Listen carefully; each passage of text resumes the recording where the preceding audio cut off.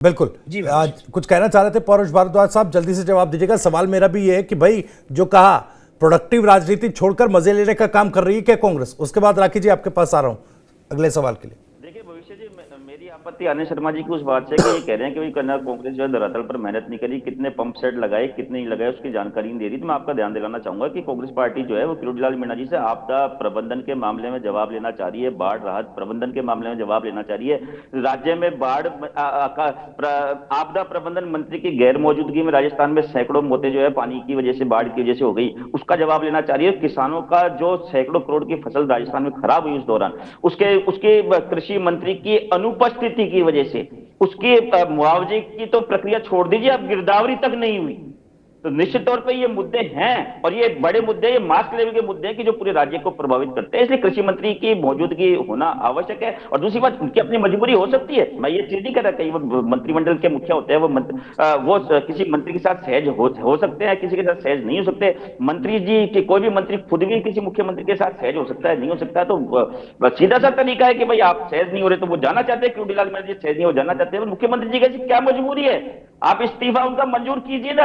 आपको उनको अगर सम्मान देना है तो आप उनको राज्यपाल बना करके कहीं पे भेज दीजिए। राज्यसभा के चुनाव होने वाले हैं अगले साल में, आप वहां भेज दीजिए। पर आप जबरदस्ती खाली एक अपनी खुद की जेब बिठाने के लिए आपकी मजबूरी है बन गई कि पिछले 5 साल में विपक्ष के नाते जो है पूरी भारतीय जनता पार्टी गायब थी और किरोड़ीलाल मीणा जी अकेले एक ऐसे नेता थे जिन्होंने विपक्ष का रोल निभाया, और आज इनको हटाते हैं तो इनके ऊपर सीधा सवाल उठता है कि भाई ना, आपने जिस नेता की संघर्ष की बदौलत आज आप सरकार में है उसको आपने हटा दिया। तो ये अपनी जेब मिटाने के लिए आप एक अनएक्टिव और अनुच्छुक मंत्री को आप जबरदस्ती जो है राज्य को आप झिलवा रहे हैं, जिसको देशी भाषा में कहा जाए। तो मैं समझता हूं ये चीज गलत है। उनका अगर वो नहीं चाह रहे रहना तो आप हटाइए उनका कार्यभार, दूसरे मंत्री को संभालिए, ताकि विपक्ष जो है वो जनता को डिलीवर कर पाए और विपक्ष भी जो है सही बात पे उनको सलाह देकर के और गलत बात पर उनको टोक करके अपना दायित्व निभा पाए। मैं ये बात कहना चाहूंगा। जवाब तो उस पर भी देना होगा ना सर। ये जो कथित घोटाला आपने कहा, जिसका जिक्र किया आनंद शर्मा जी ने, कि भाई ये जब हुआ कांग्रेस की सरकार में, अगर आरपीएससी सचिन पायलट साहब ने मांग उठाई, आरपीएससी को बंद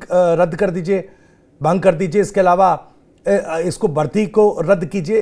कांग्रेस ने सरकार में रहते अगर ये फैसला ले लिया होता तो आज जब सबजुडिक मामला है तब कहीं ना कहीं इस तरह की मजे लेने वाली स्थिति कांग्रेस के लिए ना बनती। कहीं मुझे लगता है कि गंभीर पॉलिटिक्स की तरफ कांग्रेस आगे बढ़ती। भविष्य जी देखिए, कांग्रेस पार्टी का इसमें स्पष्ट मत है कि जो पेपर लीक का मामला है ये पूरी राजस्थान की समस्या तो है नहीं, ये पूरे भारत की समस्या है। राजस्थान से ज्यादा पेपर लीक जो है वो गुजरात में होते हैं, उत्तर प्रदेश में होते हैं, भाजपा शासित राज्यों में होते हैं। और दूसरी बात, हाँ, आप देखिए कि भारत के पूरे भारतवर्ष की जनता के को पेपर घोटाला या फिर कथित भर्ती घोटाला या भर्ती परीक्षा, जो भी आप शब्दों को नाम देना चाहें, उसको सबसे पहले इंट्रोड्यूस किसने करवाया? भारत को। भारत ने सबसे पहले भर्ती घोटाले के मामले में व्यापन घोटाले का नाम सुना था, और वो एक ऐसा खूनी घोटाला था कि जिसमें पेपर लीक नहीं हुए थे, बल्कि इसमें फर्जी डॉक्टर नहीं बने थे, बल्कि लाइन बाय लाइन जो है उसमें मर्डर होते गए। भारतीय जनता पार्टी का शासन था ना, उसके बाद में सेंट्रल में भी आपका शासन दे लिया, क्या कर लिया आपने? उस पर नहीं कर पाए, उसका कोई नाम तक नहीं लेना चाहता। नीट का भी आप भर्ती का हुआ ना सबके सामने, आपके बिहार में आपकी सरकार, वहां की इन्वेस्टिंग एजेंसी कह रही है कि भाई घोटाला हुआ है, इस तरह के सीबीआई कह रही है कि घोटाला हुआ है, सुप्रीम कोर्ट में आप जाकर आप एक गंभीर प्रवक्ता हैं, एक सबसे पुरानी पार्टी के गंभीर प्रवक्ता, इस तरह के तर्क आप देंगे कि भाई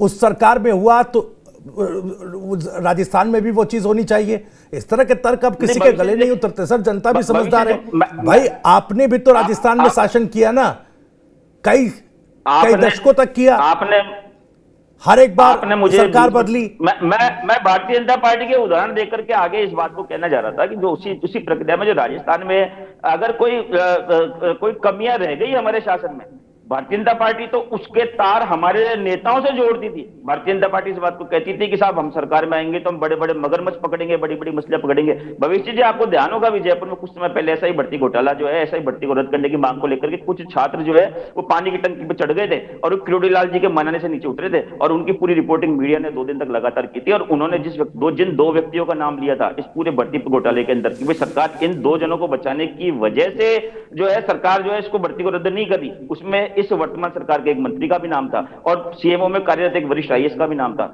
इन्होंने भारतीय जनता पार्टी ने बात तो बोली थी, बिल्कुल सही बात बोली थी, कांग्रेस पार्टी सहमत है कि इस घोटाले के अंदर जो है बड़ी बड़ी मछलियां भी, बड़े बड़े मगरमच्छ भी हैं और इनके एजेंसियों ने उनको पकड़ा भी। पर ये इनका दुर्भाग्य रहा कि बड़ी बड़ी मछलियां, बड़े बड़े जो मगरमच्छ है वो इन्हीं के खेमे के लोग निकले, इसलिए ये लोग जो है बिल्कुल शांत होकर के बैठ गए। तो मैं इस बात को कहना चाहूंगा आपसे कि देखिए, कथित का शब्द मैंने काम में इस संदर्भ में लिया था कि इन्होंने उस घोटाले के तार हम लोगों के, हमारी लीडरशिप से जोड़े थे, इसलिए मैंने कथित कहा था। बाकी जो चीज है वो फैक्ट है, वो सबके सामने है और हमने तो आगे बढ़ के कार्रवाई की ना। हमने तो हमारे खुद के आरपीएससी मेंबर को उस समय जो हमारे बाबूलाल कटारा थे, हमारी खुद की सरकार के द्वारा नियुक्त किए गए थे, उनको हमने गिरफ्तार करवाया ना उनको। और दूसरी बात, आरपीएससी बंग वाले मामले में आपसे भविष्य में एक बात कहना चाहूंगा। देखिए, भारतीय जनता पार्टी उस समय बड़ी मांग किया करती थी कि भाई ना आरपीएससी भंग हो, और भारतीय जनता पार्टी ने, हमारे खुद के नेता भी सचिन पायलट जी भी उस समय कहा करते थे, पर सचिन पायलट जी की जो मांग थी वो सार्थक इसलिए थी कि आरपीएससी भंग करने का अधिकार तो राष्ट्रपति जी को है और उसकी अनुशंसा कौन करेगा? उसकी अनुशंसा केंद्र सरकार करेगी, लोकसभा करेगी। तो उसको आपको तो केंद्र में भी आपकी सरकार है, राष्ट्रपति जी जो है वो सबके होते हैं, राष्ट्रपति जी तो, पर चूंकि भारतीय जनता पार्टी के उम्मीदवार थे तो आपके हाथ में तो आज भी है ना। हमारी सरकार तो चलिए, हमारी में कमिटी रह गई, आप करवा दीजिए ना आरपीएससी भंग, आपके आधे पावर है ना, आप क्यों नहीं करवा रहे? देखिए, सबसे बड़ा दुर्भाग्य, पहले आप बजट आता तो आप ना कांग्रेस के